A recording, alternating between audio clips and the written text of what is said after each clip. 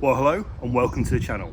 Today you join me, well, I've had to come outside. It's absolutely gorgeous today. Today we're going to discuss, are there too many photographers in We Need to Talk Photography?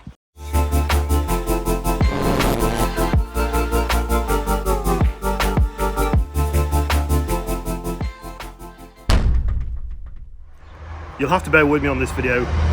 Cue train. I've got trains going by.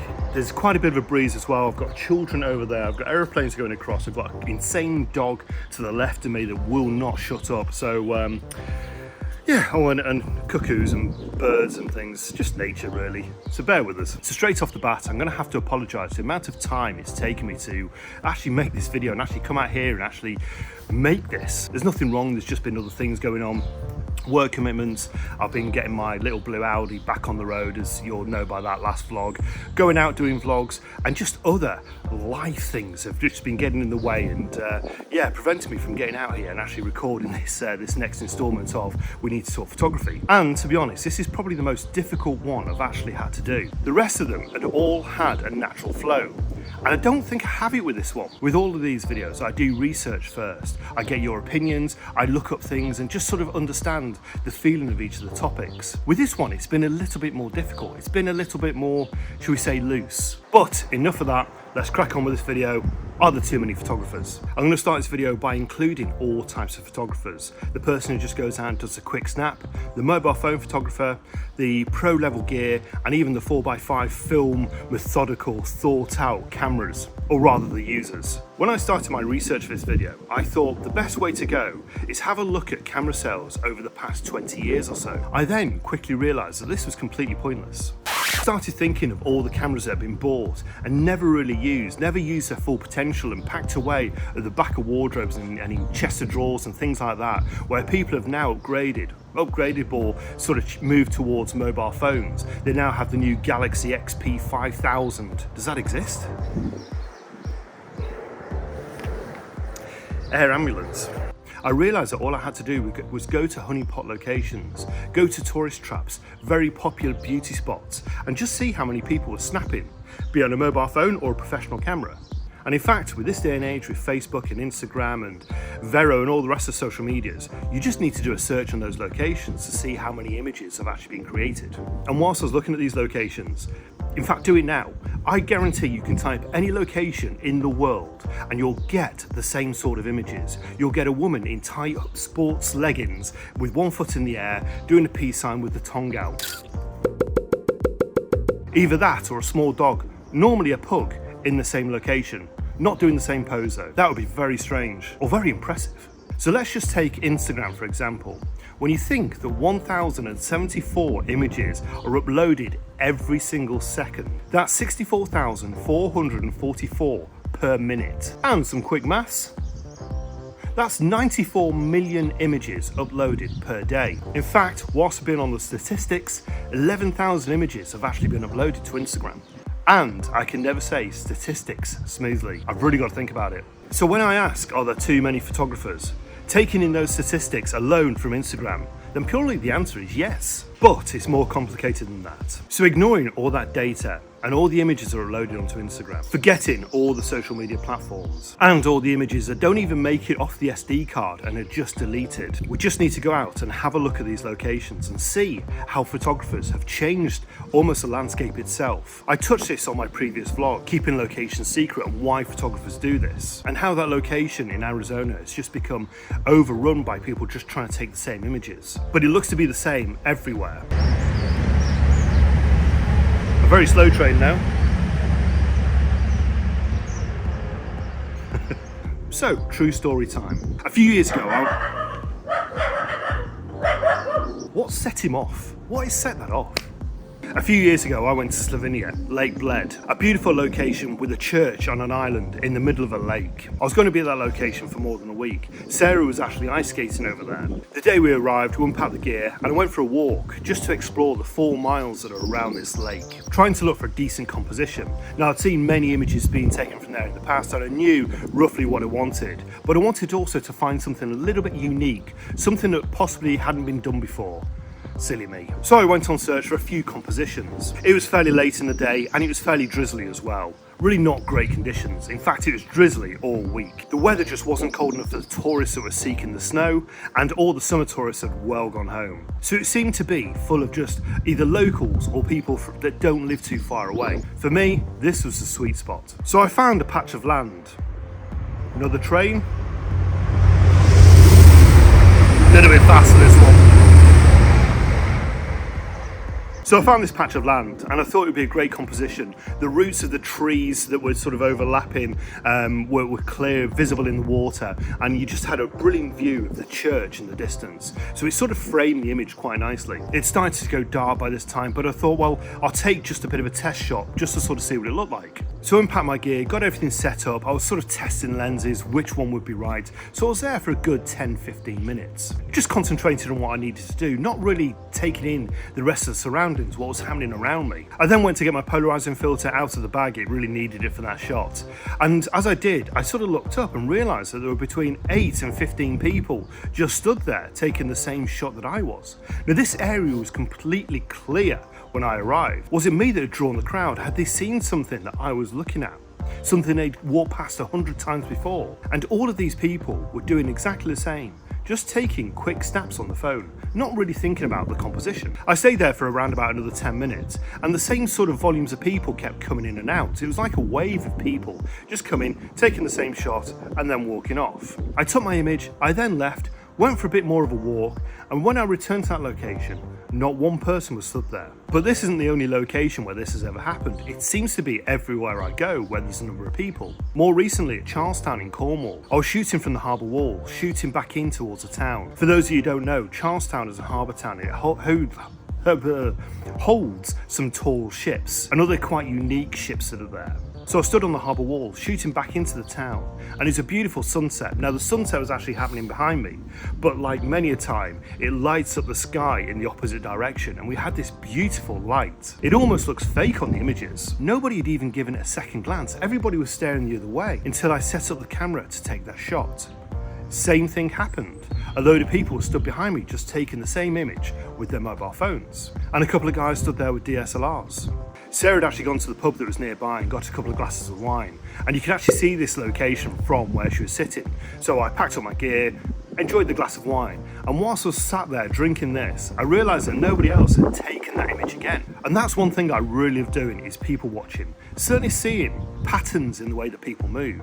A lot of tourist locations, if you actually sit down and watch people, they kind of follow the same path. Penmont Point in Anglesey, you'll see people park up the car, walk down to where the lighthouse is, and almost zigzag the same pattern. And I swear this happens all the time. Now obviously, with having a keen interest in photography, my favourite type of people watching, it's people that are actually taking images as they go. Snappers that don't even stop to take the image, they just carry on walking. And this happens more than you think. And they don't even stop to look at what they've actually taken. Why do they do that? And the same has to be said for people in venues and concerts, when they're busy recording the event on the phone, instead of actually being there and actually experiencing it. It just really baffles me on why they do it. Surely being there in the presence of your favourite artist is much better than reviewing it and watching it on your mobile phone. Weddings and special events is something I don't even entertain because of this. Been asked a number of times by colleagues to do their wedding photography for them. I hope this breeze isn't interrupting the sound too much, as there seems to be big gusts that are coming through. They think they can have me, all my gear, 50 plus hours processing, all for the fee of a free buffet meal and possibly a night over in a Holiday Inn. I then come back to them with the additional fee of £3,000, to which they automatically come back and say, oh, I thought you could do it for mates rates. Oh, that is mates rates. With that, they quickly scurry off, never to be heard of again. It's a win-win. I've done a number of weddings, and each one I always swore, never again. You're constantly fighting Auntie Mary, who wants to get to the front of the line with an oversized iPad to take a blurry, out of focus image of the bride and groom, giving you, the professional, no room to work. With a pro level body, a couple of grams of the glass, another train, a couple of grams of the glass to take a well executed image. And let's face it, the bride and groom have given you good money to take these images. But the last time I was at Endeavour Island, There must have been 30 to 40 photographers all around the area. They're all shooting exactly the same composition. So just think of how many images were taken on those SD cards that were pretty much exactly the same as everybody else. Yes, you've got different focal lengths, yes, you've got different settings, but they're all pretty much primarily the same image. Look for something different. Branch out in your creativity, because let's face it, there are too many photographers. Now, is this a bad thing? Now, I didn't want to sound all negative on this and say, yes, there's too many people taking exactly the same images, blah, blah, blah, blah, blah, because there are. We know that. But one thing I love doing is looking at old photographs within my area, certainly areas that I know. So living in Warrington, it's great to have a look at old images, certainly around the town centre, sort of recognised areas, and how they've changed and how they've developed over the years. And it really sparks a lot of nostalgia. Now, as a child, I didn't live around this area. My grandparents did, so we used to come up and visit. So there are things that I remember as a child when we used to come here and visit and sort of go to different areas that have completely gone now. And I struggle online to find any types of images of those locations I visited. There may be images in people's personal collections, but online, it's very, very limited of looking at stuff from 30 to 40 years ago, even 20 years ago. Because Sarah's grown up around this area, she has a lot of memories around here. And one of the images that was posted on Facebook quite a while ago, she thinks it's an image of a mom actually in the old Warrington market, which is an amazing personal piece of history for her. And it's things like that where we were quite limited on the amount of images that were taken, certainly in the 1980s, the 1990s, and then into the millennium. Now we have an abundance of images that are being taken everywhere. And I'm sure in 20 to 30 years, these will still spark a lot of nostalgia. Granted, the image will have a pug in it, but you'll get the idea. Really? So to conclude my thoughts, yes, there are a hell of a lot of photographers, but let's keep taking images, let's keep recording, let's make sure that we get as much data as possible, and let's use this technology to share to the whole world through social media, because you never know who's looking, you never know what this person wants it for, and what sort of nostalgia this will encourage. Go out and take your images, it doesn't matter what anybody else says. So it's now time to see what you guys have to say. It's now time to see what you guys... I'm going to do this part inside. It's getting a little bit too wild out here. Another train. See you in a minute. It is such a glorious day out there, and it's been amazing for the past, 2 weeks now. It's been into the 20s, but yeah, it's just a little bit too windy. So we'll crack on with what you guys have to say. Now, there seems to be a little bit of miscommunication with these videos. So for example, the last video was keeping location secret, and a lot of people seem to comment about keeping location secret on the last video when it should have been the previous one. So the next video, the one after this, is going to be, do YouTubers make the best photographers? And I need you to comment in this video for the next video, otherwise it just won't be read out. And I certainly do appreciate every single one of you taking time out to comment on these videos, but if you want them read out, always comment for the next video on the current video, if that makes sense. So that's, do YouTubers make the best photographers? Awesome. So let's hear what you guys have to say about too many photographers. So the studio starts with too many photographers, an interesting subject. I personally don't think there are. However, I do believe that we do take too many photographs of the same thing. Popular locations are too popular. Why not look at other locations to shoot, or maybe look at something a little bit different in the same location? I also think too many photographers take images just for the likes on social media. Why not just take a photograph to inspire memories? Billingles touches on my previous video, certainly with the canyon that Peter Lick photographed from, and how people are just making it a bit of a tourist location. But he also mentions that everybody should be able to enjoy their own flavour of photography, and I completely agree with you there. Kilimaro Images says, "Hi Ben, another well thought out vlog this week." He mentions that yes, there are too many photographers, but there aren't that many good to great photographers. He also touches on the different types of photography, including drones, which I've not really thought of. In fact, since I sold my drone, I've not even thought of it, not even given a second thought. The world is saturated with photographers, but I think that's a cool thing. They can capture moments in time and history for the future, something our ancestors could only paint. Yeah, good point, actually. Going even further back before there were actually cameras, it was just all paintings. Yeah, that's opened my mind a little bit, actually. So Craig Pfeiffer mentions, too many photographers? No. Too many people just snapping photos? Maybe. I'm all for having more serious photographers in the world. and I completely support those who want to take a quick snap with their phone or compact camera to remember a location or an event. What there is too much of is obnoxious snappers. You know the type, the person will get into someone else's way to get a shot. It's the one snapping with their phones, but making sure to use a selfie stick even if they're not taking a selfie. The people that just lack the type of courtesy because it's all about them. I think that's a lot of the world, not just in photography, but yeah, completely agree, Craig. So Badger says, are there too many photographers? It's not something I would think about, to be honest, but I spent the past 40 minutes thinking about it and I still can't give a definitive answer. I think that's why it's taken so long for me to do this video. I couldn't come up with a definitive answer either. So yeah, understand your thoughts on there. I suppose from an artistic, creative point of view, the more the merrier. So no. Thank you so much for taking your time to actually think about it, because yeah, I must admit I've been struggling with this topic.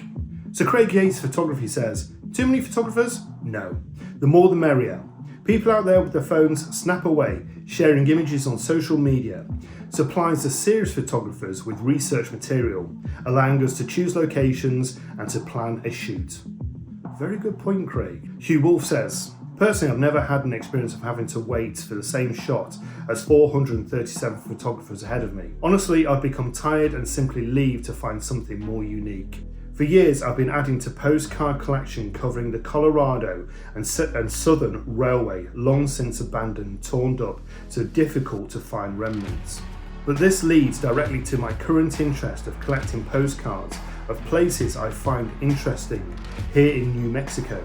A lot of images are not photos, but hand-coloured renditions of what was a photo. Through all of this, I'm learning locations I've never heard of, places I can go and not stand in line to take my turn. Same shot, different photographers. He also mentions of a business idea to go out and take raw images of overly photographed locations, then sell the unprocessed images to other photographers to save them all the travel time so that they can edit them themselves and process them to their own liking. That's not a bad idea, actually. Yeah, I'm sure a few people would certainly buy into that. Adam Hurst says, I personally love the challenge of too many photographers. I've shot a number of weddings in the past and had people getting in the way. I do go a little bit power crazy and a little bit of a Madonna, informing everybody that I'm being paid for this gig, so I'm in charge. But I also believe that photography, landscape and street, is one of those things that we'll always look back on to try and get some nostalgia of a place we know and to work out how much the area has actually developed.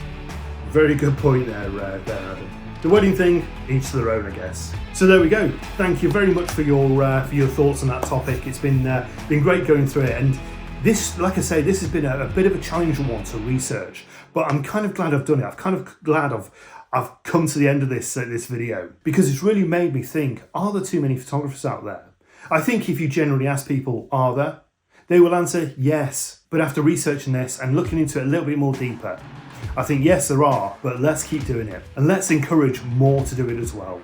Because the more images that are taken, the more we can look back and appreciate what we actually had now. So thank you for watching to the end of this video. Like I say, if you have a thought on the next topic, which will be, do YouTubers, let's think about this. Do YouTubers make the best photographers? Leave a comment in this video and I'll read it out. So again, thank you so much for watching. If you enjoyed this video, please give me the thumbs up. If you haven't done so already, please consider subscribing. It would be great to have you on board of the channel. So it's time for me to stop waffling. I'll finish the video here. Take care. Next video out very, very soon. Bye-bye now.